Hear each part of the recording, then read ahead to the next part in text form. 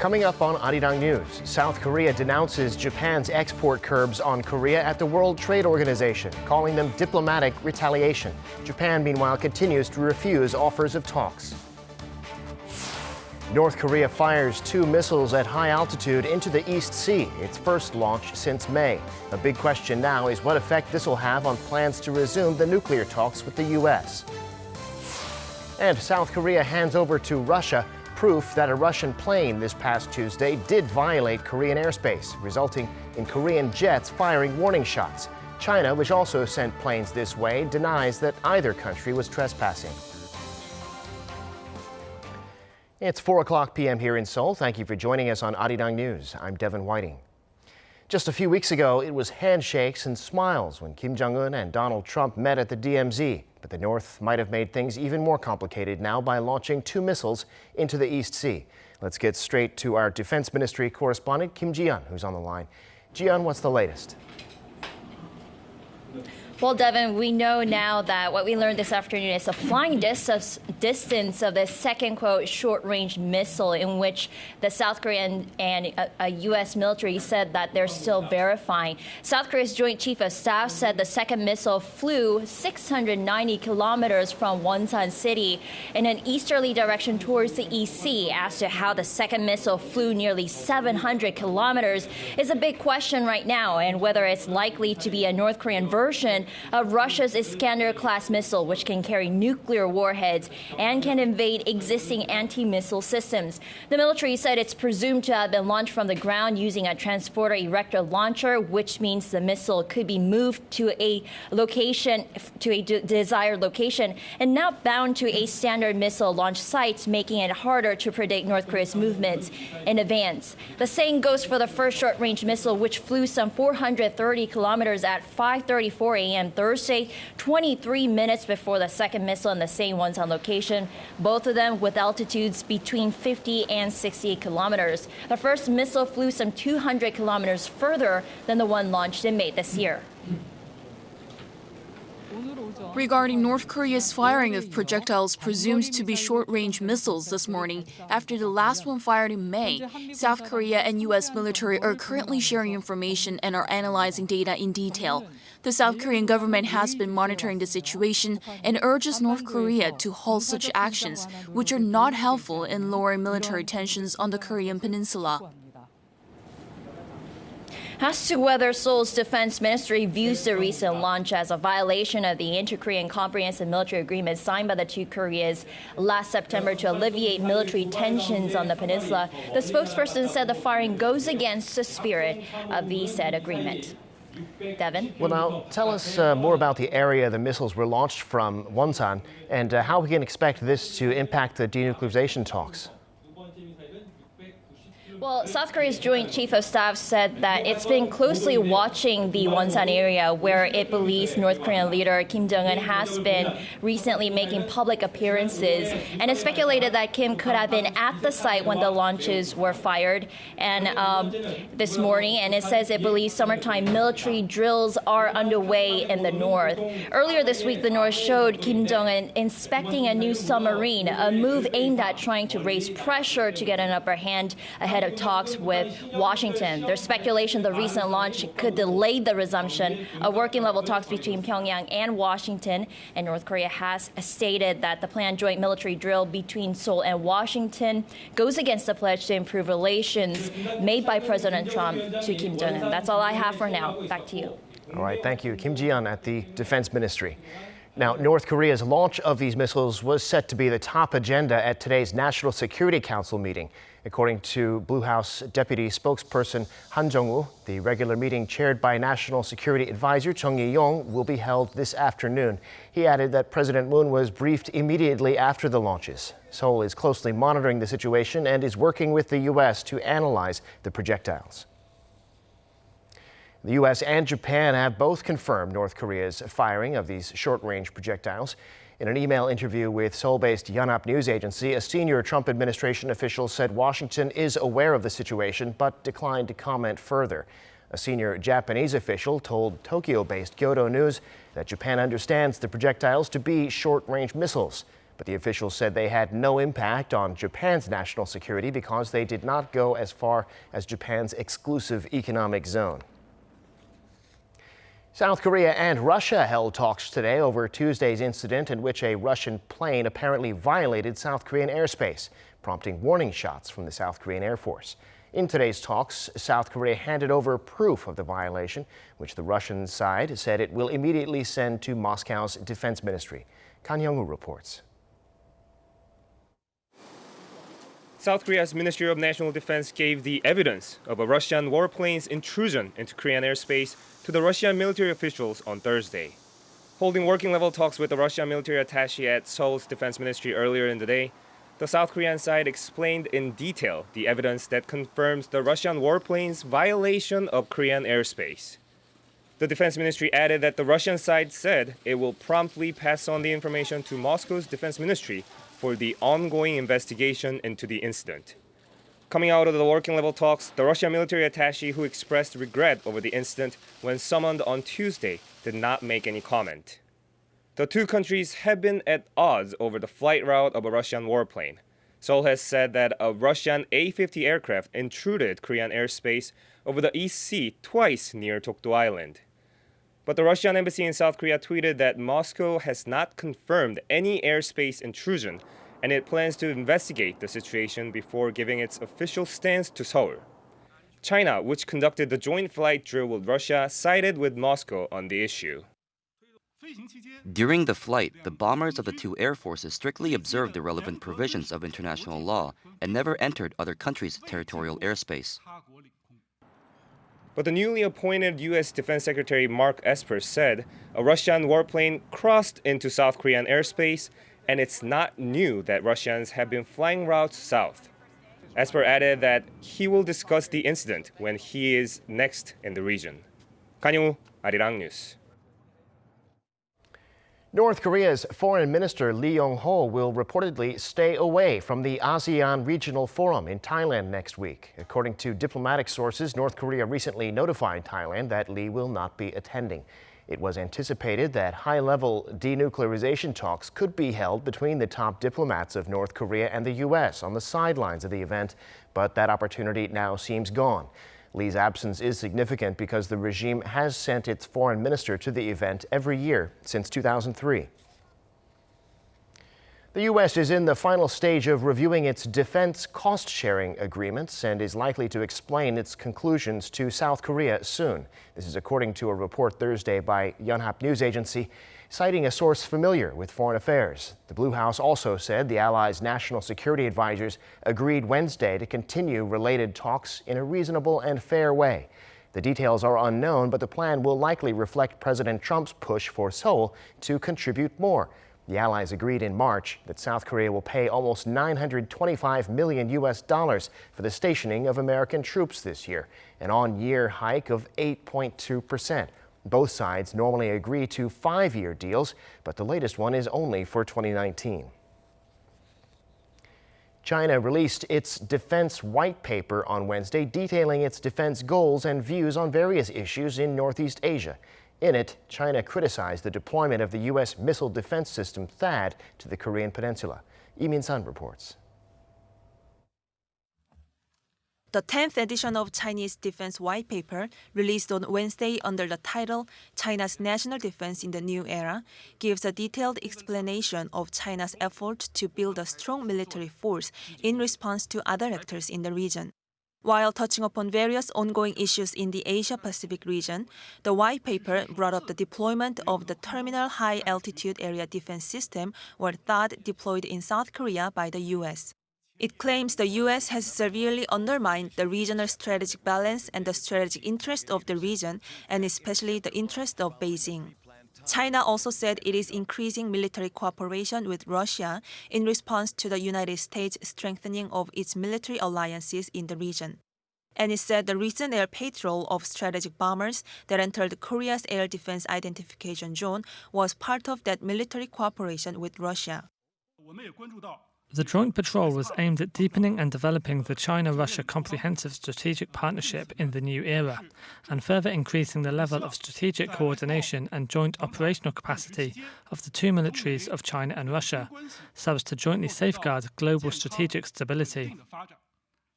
On top of the ongoing trade dispute between the U.S. and China, the recent moves could be a sign of possible military and diplomatic friction in the Asia-Pacific region, which will raise instability on the Korean peninsula. 이민선, 아리랑 뉴스.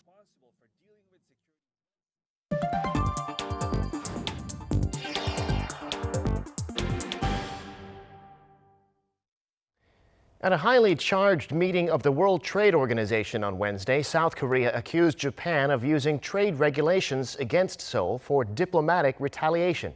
Japan rejected that view, however, claiming that its export restrictions are purely for national security purposes. Kim Yo-sun tells us more.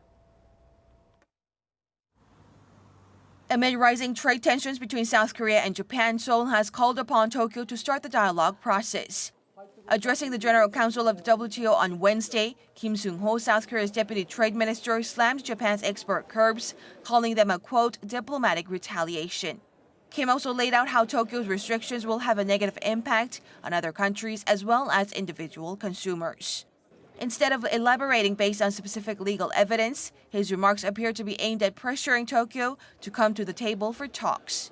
His strategy seemed to take into account the possibility of Seoul suing Tokyo at the WTO dispute settlement body, as providing too much information could give Japan the upper hand in such a situation.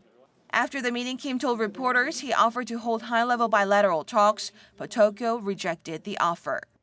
Japanese ambassador evaded to give us concrete answer. So I ask again to respond my proposed offer, but he flatly turned down without giving me any plausible reasons. During the closed-door meeting, Japan rejected Seoul's complaints, claiming Tokyo's moves were necessary for national security purposes. But I just emphasized that the measure taken by Japan is not a trade embargo. It's not a countermeasure against any trade-related issue. It is about the measure taken on the basis of export control. Despite the fiery clashes, other WTO member states, including the U.S., refrained from publicly expressing their opinions on the matter. Kim Yo-sun, Arirang News. As South Korea and Japan clashed in Geneva Wednesday, as Hyo-sun mentioned, other WTO members were silent on the issue. At the meeting attended by some 160 countries, Seoul and Tokyo made remarks in turn, but no other countries spoke out to support either side, including those that could help mediate, such as the U.S.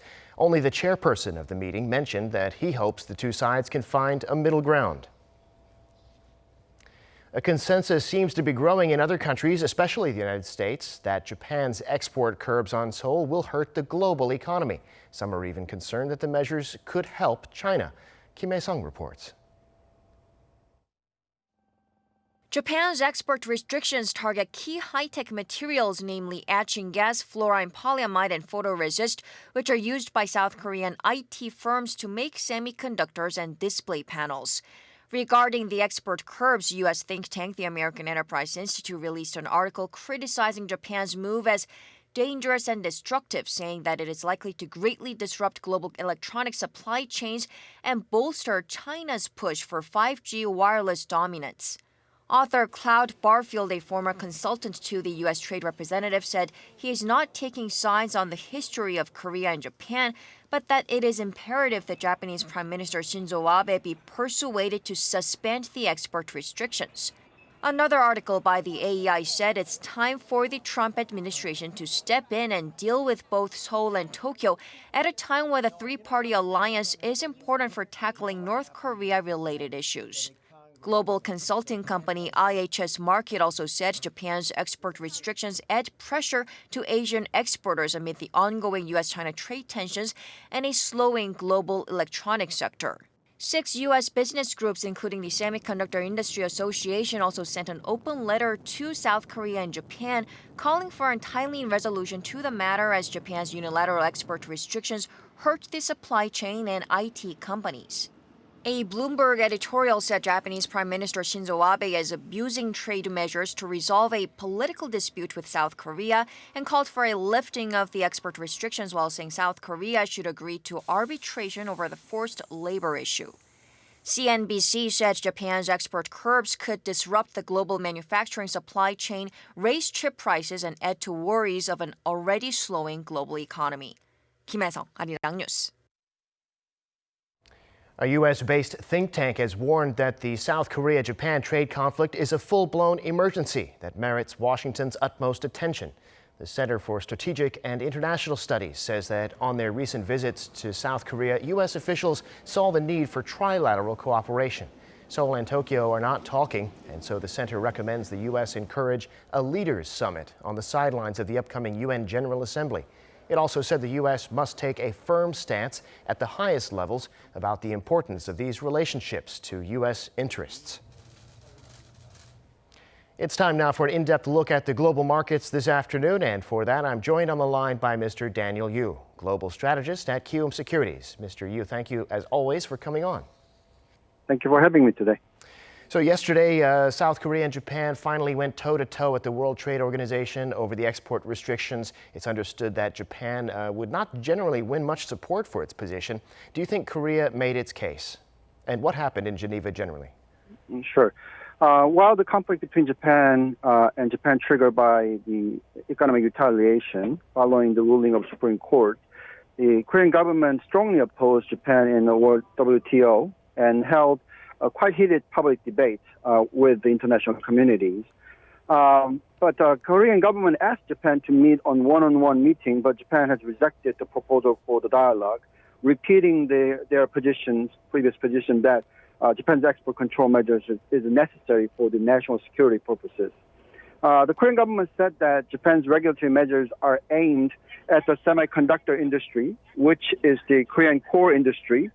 Also, the risk of harming industrial production across the globe beyond Korea was emphasized and demanded immediate regulatory withdrawal. Continuation of the dispute is lingering on. It might take a lot longer time than just suggesting the public debate for the time being. Yeah, well, yesterday was also the last day that the Japanese government would be officially accepting public opinion about taking Korea off of its white list. Now, that's with its trading partners. It's reportedly received some 30,000 opinions from the public at home and abroad. Tell us about that opinion, and what do you think the final decision will be? Yes. As a result of the Japanese government's revision of the export control regulation, and the exclusion of Korea from the white state, white nation, as the retaliation against the judgment of the Supreme Court on the Korean Supreme Court decisions. The 30,000 more comments were received, according to the Japanese government. According to the Yomiuri newspaper, the Ministry of Economy, Trade and Industry has said that starting January 1st, it began to receive opinions on this issue, and concluded on the 24th of July and received over 30,000 opinions. These opinions were received both domestic and overseas via internet and emails, and it seems that most of them are estimated to be coming from within Japan. Yomiuri said that more than 90% of the respondents agreed to revise the trade control laws, which excludes Korea from the benefiting of the streamlining of the export procedures. Clearly, this seems to be escalating between Korea and Japan. In terms of actual reaction or actual decisions, we will find out quite soon, but it doesn't seem looking good for the time being. I think that we need U.S. somewhat of intervention in regards to settling this measure. Indeed. Now, other trade issues sent Wall Street mostly up Wednesday when second quarter earnings came out. Also looking forward to trade talks with China coming up soon. Take us through the action there and here in Asia. Sure. As you said, U.S. market started sluggish on the news of the investigating the antitrust concern among the large top IT companies of the U.S. by U.S. Department of Justice. But throughout the day, nicely recovered because of the news that China and U.S. will be resuming the trade negotiations. With this, most of the markets kind of recovered. Only index was down was the Dow because of the Dow's results, Boeing's results. But Nasdaq was up 0.85%, S&P 500 was up 0.47%, and Russell 2000 was actually up 1.64%. So very strong recovery. Now, we know that clearly there's economic slowdown happening on global scale, and we are expecting rate cut by various countries. And the tech earnings are coming in quite nicely for U.S. So all is about what's happening to the earnings as well as the trade dispute. So the reaction by the Asian market, it's various. For the Kospi, it continues to go down since yesterday because of this Korea and Japan dispute. But most of the other markets seems to be recovering nicely. Nikkei is up, Shanghai is up also again. Very good. All right, Mr. Yu, that's where we'll have to leave it today. Thank you for your insights. Thank you very much. Now, South Korea's economy is estimated to have grown 1.1% in the second quarter of this year, and that's a dramatic turnaround from the previous quarter when GDP actually shrank by the largest amount since the 2008 financial crisis. Kim Da-mi reports. South Korea's GDP grew by an estimated 1.1% in April to June period. According to Bank of Korea, the figure marks the highest on-quarter growth since the third quarter of 2017, when the economy grew 1.5%. The country's economy grew at an annualized rate of 2.1% in the second quarter, also marking the highest growth since the final quarter of 2018. But it's not all good news because the previous quarter's figure was so low, and also because the growth was largely thanks to the government's increased spending. The growth was partly caused by the government's increased spending on healthcare benefits. Government spending increased by 2.5%, which is a huge jump from the 0.4% increase in the previous quarter.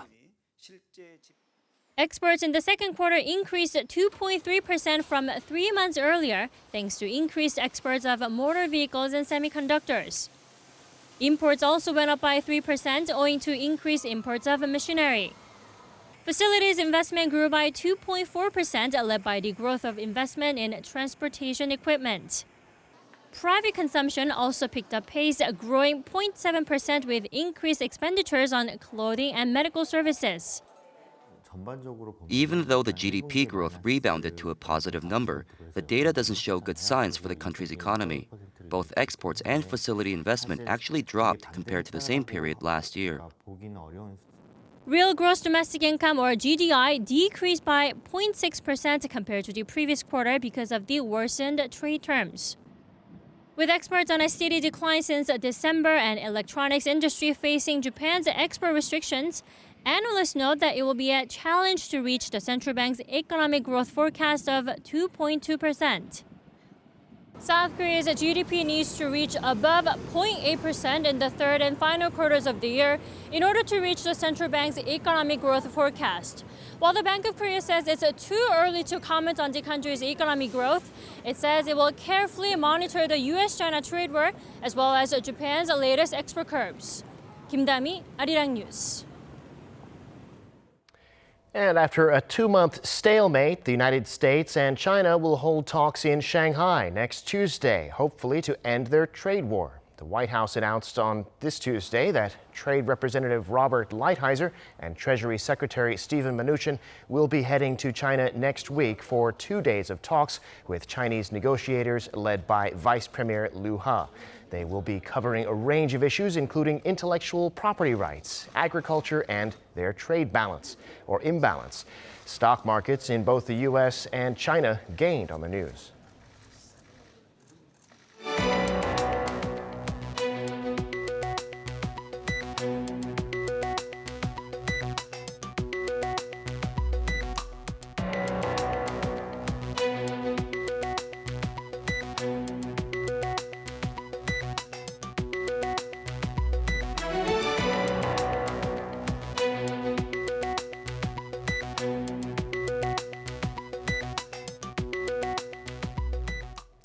And that brings us to the end of this newscast. Thank you for watching. More live news coming your way at 7 p.m. Korea time.